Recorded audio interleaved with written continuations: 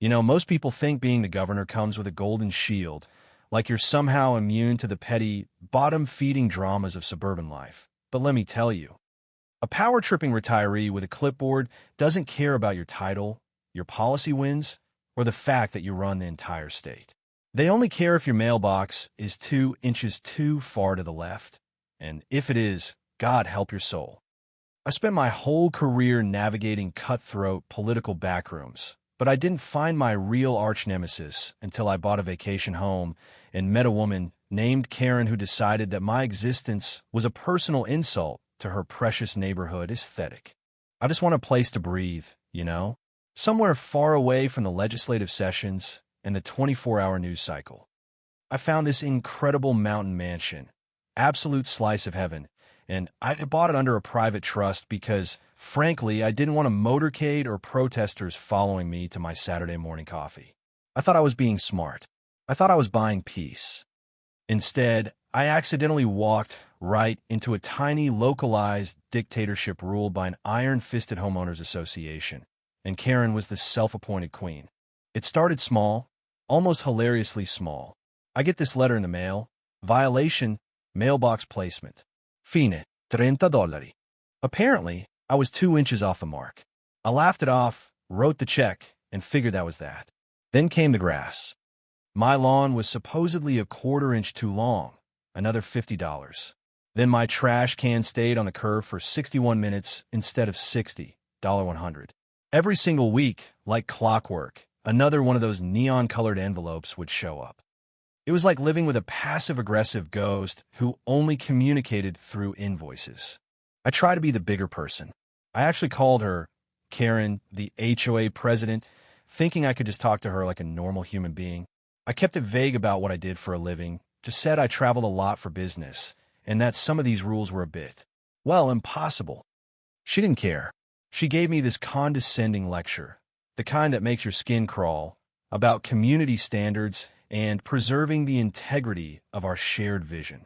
It was pure, unadulterated smugness. To her, I wasn't a neighbor. I was a nail that needed to be hammered down. At that time, I was knee-deep in a massive state infrastructure bill. I'm talking 16-hour days, back-to-back meetings, literal crisis management. The HOA fines became background noise. I'd hand a stack of mail to my assistants, tell them to handle it. But in the chaos of running a state, a $200 fine for unauthorized mulch color gets lost in the shuffle. A deadline gets missed by a day. The late fees start compounding at a rate that would make a loan shark blush. And suddenly, a few $100s turns into thousands. The letters got nastier. They started throwing around words like liens and foreclosure. I honestly thought it was just saber-rattling, just Karen having a little power trip in her living room. I mean, come on, no sane organization is actually going to seize a multi-million-dollar property over the placement of a garbage can, right? I was so wrong. I underestimated the sheer, deluded audacity of a bored woman with a vendetta. The breaking point happened on a Friday afternoon. I had just finished a press conference at the state capitol. Suit on, cameras rolling, the whole bit. My phone buzzes in my pocket with a security alert from the mountain house. Motion detected at front gate.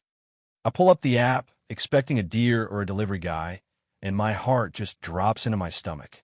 There's a bulldozer, a literal yellow-painted engine of destruction rolling onto my driveway.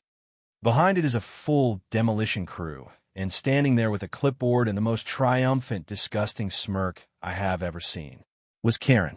I watched frozen on this tiny screen in the palm of my hand as that giant metal claw slammed into the side of my hand-carved oak front door. I could hear the wood splintering through my phone's speaker, that sickening crunch of glass and timber. They weren't just leaning the house. They were leveling it. I called my lawyer right there in the hallway of the Capitol, my voice shaking so hard I could barely get the words out. I told him, they're tearing it down. The HOA is literally demolishing my house. He thought I was joking. He thought I'd lost my mind. I spent that entire weekend in a dark room, watching my dream home get reduced to a pile of rubble on a live feed. Every wall that fell felt like a physical hit to the chest. Later, I found an email from Karen, sent right as the first wall went down, gloating about some obscure, archaic bylaw that supposedly gave the HOA the right to remove blighted properties with extensive violations. She called my home a negative impact on the community's aesthetic. It was illegal, it was insane, and more than anything, it was personal. She wanted to show the mystery owner who the real boss was. Monday morning, I didn't go to my office. I didn't check in with my chief of staff. I put on a simple, dark suit, took a single folder of documents, and drove up to that mountain community's monthly meeting. No security detail, no entourage, just me. I walked into that stuffy little clubhouse, and there were maybe 30 residents sitting in folding chairs. Karen was at the podium, literally beaming. She was giving a presentation on the successful removal of the eyesore on Lot 72. She spoke about upholding the dignity of the neighborhood, like she'd just cleared out a crack house instead of a brand new mansion. She painted me as some deadbeat, some disrespectful ghost who didn't care about the rules. A few people actually clapped. They looked so self-satisfied, so safe in their little bubble of tyranny. When she asked if there were any questions, I stood up. She looked at me with this dismissive, "Who are you?" squint and said, "Yes? Do you have a comment for the board?" I walked slowly to the front, stood right next to her at the podium, and looked out at the room. Then I looked her dead in the eye. My voice was calm, completely cold, and I just said, "I do. My name is Governor Thompson, and you just demolished my house." The silence that hit that room was absolute. I'm talking, you could hear a pin drop on a carpet silent. I watched the blood drain out of Karen's face in real time. She went from smug to ghostly pale, then to a deep, bruised purple. She started stammering, "Governor? But the trust. We didn't. You can't be." I didn't let her finish. I turned to the residents, and I told them the truth. I told them I bought that house for peace, and instead I was harassed, extorted, and ultimately had my property illegally destroyed by a board of directors led by a woman who thought she was above the law. I held up the file. I told them that as of 9 o'clock that morning, the state attorney general had opened a full-scale criminal investigation into the predatory practices of this HOA. I told them my personal legal team had filed a multi-million-dollar lawsuit against every board member personally, not just the association, but their personal bank accounts, their personal assets. The fallout was beautiful. It was surgical. The investigation didn't just find mismanagement. It found years of fraud, kickbacks, and selective enforcement. Karen and the entire board had to resign immediately. The civil judgment against them was so massive that their insurance companies basically laughed and walked away, citing intentional illegal acts. Karen had to sell her own house just to pay a fraction of the damages she owed me. Several of them are actually facing criminal indictments now for property destruction and racketeering. But I didn't stop there. We used the evidence from that investigation to push through a new piece of state legislation. We call it the Homeowners Bill of Rights.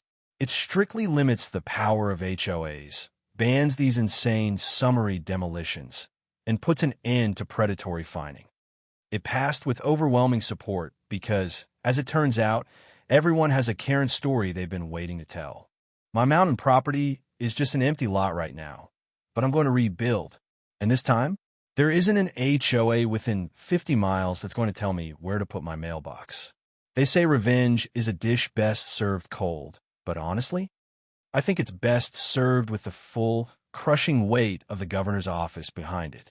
But makes you wonder, doesn't it?